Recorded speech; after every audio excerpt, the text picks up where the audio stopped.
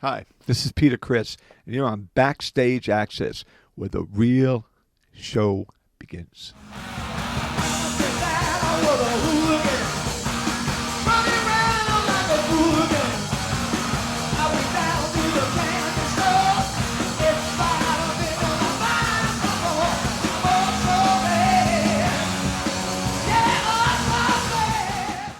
BackstageAxxess.com. We're here at the Barnes & Noble at the Monmouth Mall in Eaton, New Jersey with a very, very special guest, legendary drummer Peter Criss. Peter, how you doing? How you doing? Nice to have me. And Peter has a brand new book out, and you can see right here, we have a lot of copies behind us. Makeup to Breakup just came out on October 23rd. A great, great read, and it's getting a lot of accolades. It's a book that everybody's been clamoring for in the KISS world. And there's a lot of facts and a lot of talks, and it goes all the way back to your upbringing in Brooklyn. You talk about your family. Mm-hmm. It covers all the bases. The question I had is when you start reading the book, it really starts at, it's a chronological order book, but except for the start of it, it talks about your despair moment of the Northridge earthquake. You only had $100,000 to your name, and you're thinking about committing suicide. Why did you start off with that part at the beginning of the book? I think, to me, it was the lowest part of my life, and I felt everything else after that was survival time, and I wanted to show that as to the reader, because it's an autobiography. Mm-hmm. It's not a KISS book. Right. Granted, I started the band KISS. It was a lot of great years of my life, but a lot of years were not in KISS. And so when you write a book, it's all about my life. And I wanted to start where I really felt was really the blackest, darkest moment of the tunnel, and it gets brighter. You keep going on the ride. I call it a roller coaster ride. And it is a survival book. It is, I consider it the Rocky theme. I did grow up very poor in Brooklyn, and I did work my way up the ladder of fortune and fame, and fell off it and got back on it again, and had my battles, as you read, with cancer and all the other stuff I had with. And I seem to have come out as a winner, and I think I want my fans to read that and inspire them. I want them to feel that, anything's possible, as we always gave them right from the get-go. The kids that were in the back of the classroom, whatever they call the misfits, which they're not. We wanted those guys to feel great about themselves, and I still feel that way. 1987, you started taking notes for your memoirs, and it's taking you up till today, or I should say actually last week, to release the book. Why did you wait so long? I mean, why now to release the book? Well, a lot of the stuff from 87, I'm glad it didn't happen.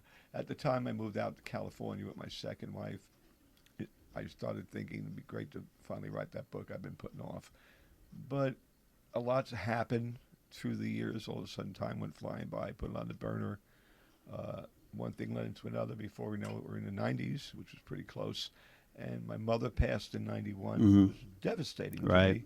I had trouble with tabloids, which was really insanity. And then I had my face bashed in by a guy, and I still have screws holding up my cheekbone and all. So, I went off for a second. Where did I go? Well, we're just basically why now to release the book? Yeah, why so is it? It felt, but the reunion was a blessing. Getting back to me was a dream come true. I prayed very hard. I'm a Catholic. I prayed real hard for a second chance in life to get me going again. Like I said, I had $100,000 to my name from $22 million to my name. That's a big drop. Now, right. A lot of rock stars may admit we were on the bottom now. We don't have much money, and it was scary. I turned 50. We did the Unplug. One thing led into another. We said, let's do a reunion. I knew it was going to be great. I knew it was going to be a great ride, a good 10-year ride. And I knew that. So this time I was much more aware, clear, clarity, no drugs. I knew this was a chance to have my pension. So today when I'm sitting here at 66 with you, I could say, now the next year's come, I'll enjoy my wife, my granddaughter, and enjoy the time now that I have to be comfortable. I worked very hard for it. If you read the book, and like I said, it was a great read. Carlos Cancel, you said in the book that he kind of really, made you think that you should take music, as a full-time occupation? Well, yeah, you concurred kind of where I Right. really felt about Yeah. it. And when I was finally like in a band, a real band and he was like maybe 7 years older than me, Hmm. 8 years older than me. And it was a band, and he really knew how to really knew how to play guitar well. Right. And I saw through this that to finally being in a real group with real guys that could play, that this is what I wanted, Hmm. and it kind of reassured me that my dream of playing the Garden someday and make my parents proud, it happened, and it catapulted me into eventually even just kind of saying goodbye to them, because I realized the only really way to make it was original music, and we were a cover band, but we were a great cover band. How is it, like, obviously when you were starting off, you also talk about meeting your idol, Gene Krupa. And, a lot of people, they don't even get to meet their idols. And you did pretty much right at the start of when you started playing out. I mean, Yeah. how did that had to be so overwhelming? It still is. I still Yeah. think about it because I love the man to death. I admire the man. If not for the man, I wouldn't have picked up those sticks. Hmm. And eventually, at a very young age, you're right. We in New York he used to play at a place called a Metropole on 48th or 49th and off Broadway, and you could see him outside if you stand in the street. They had a big window open. You could see the guys inside playing. And I used to just think, wow, and then I was around 16, 17. Mhm. And eventually, at 18, I got in to finally go into the bar, and he was playing there one night. And the other band was opening. The drummer broke his leg.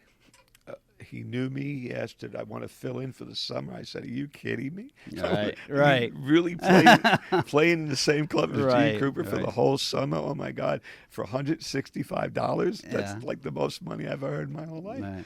I was overwhelmed. I went home screaming to my mother, I can't finish high school. I got to play with Gene Krupa's playing, and maybe I'll get a chance to meet the man. And it was one of the greatest moments of a young musician here's life, to really meet your idol and get a few tricks from him. And then to hear him say, you got it, kid, it's never left my brain. It really made me feel like, wow, this could really happen. So that was a great time in my life.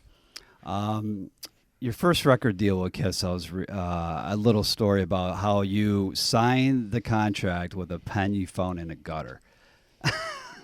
So ironic, the whole book. That's just a little tidbit of it, and I'm like, yeah, this, and that's kind of in the beginning of the book, and I'm like, this book's gonna get good. So I'll tell you something about me.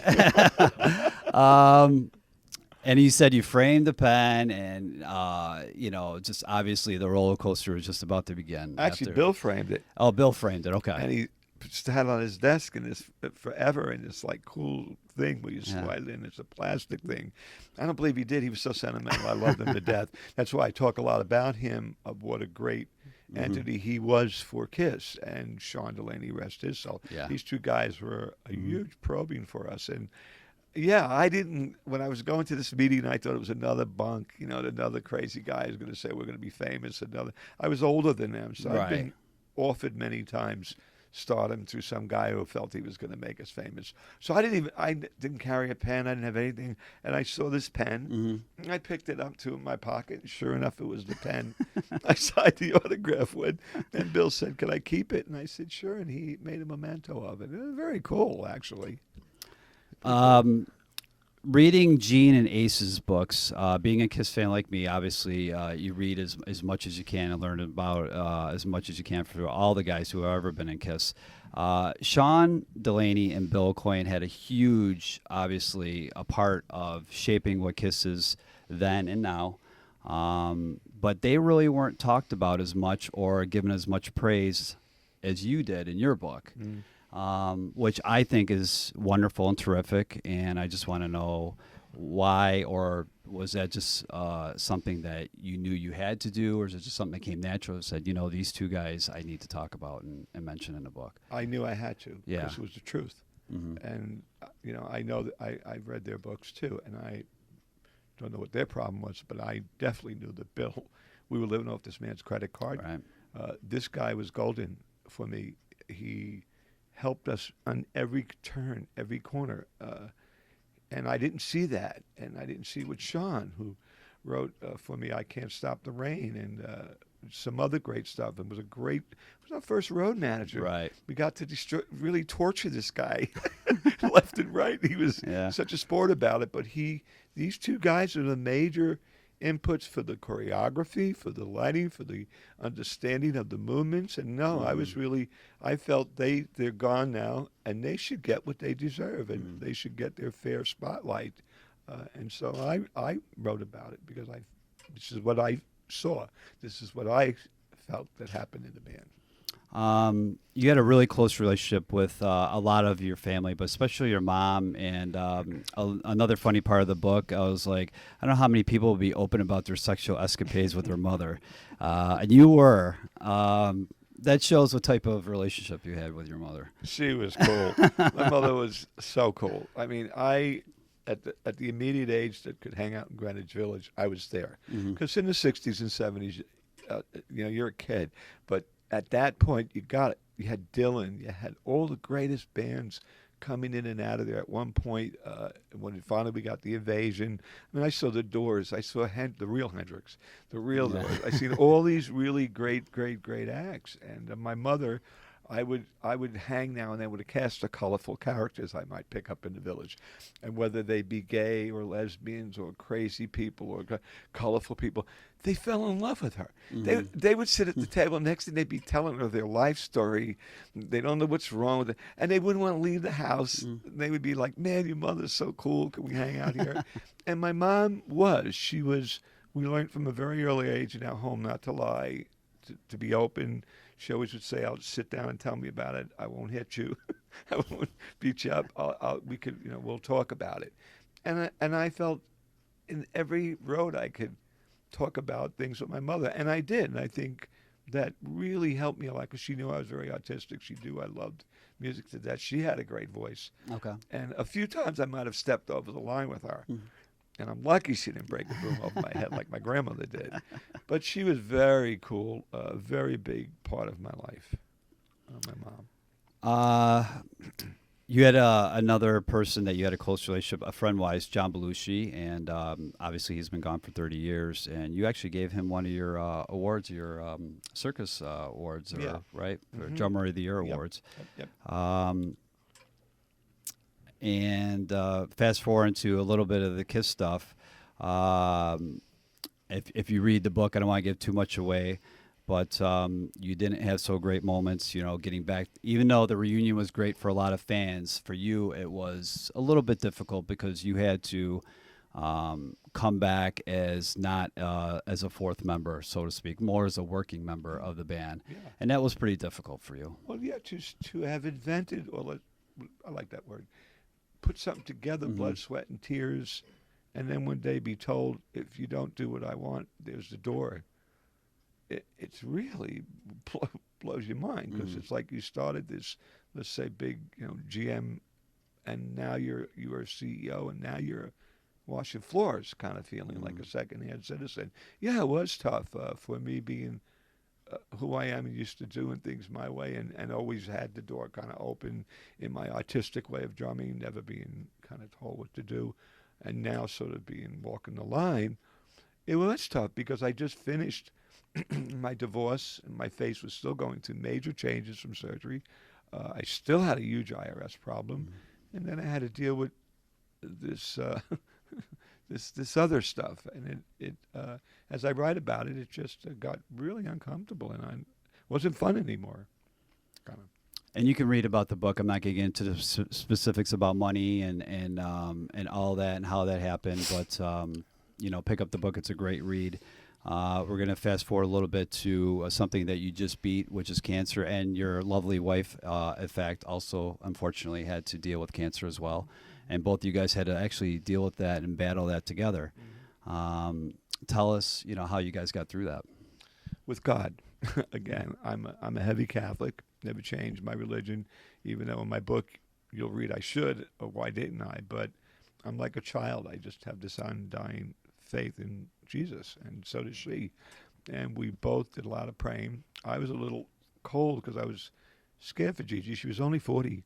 I'm 20 years older than Gigi. I got kind of selfish in a way and was scared that I was going to be alone.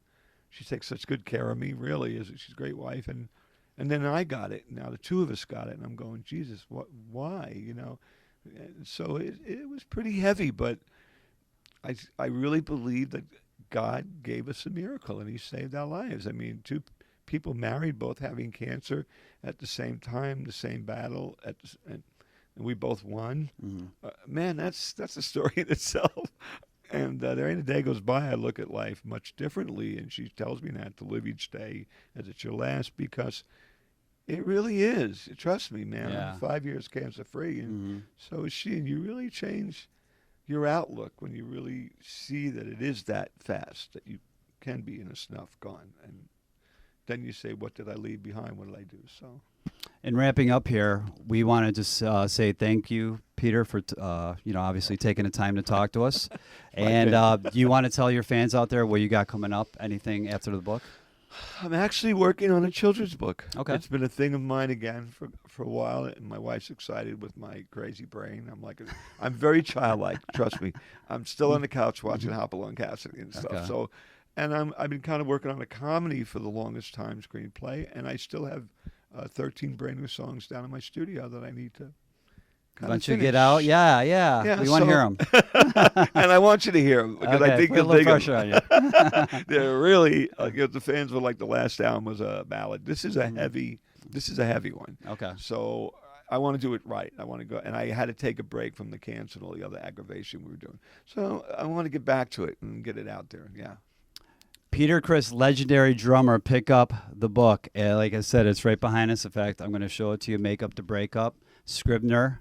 And he's doing a signing here right after we get done. And he's doing another one in Phoenix, I believe, in a couple days. Yes, we are. Okay. Yes, we are. And we want to appreciate Peter for taking the time to talk to us today. BackstageAxxess.com. Thank you very much. Thanks for having me, guys. It's been an honor. God bless you.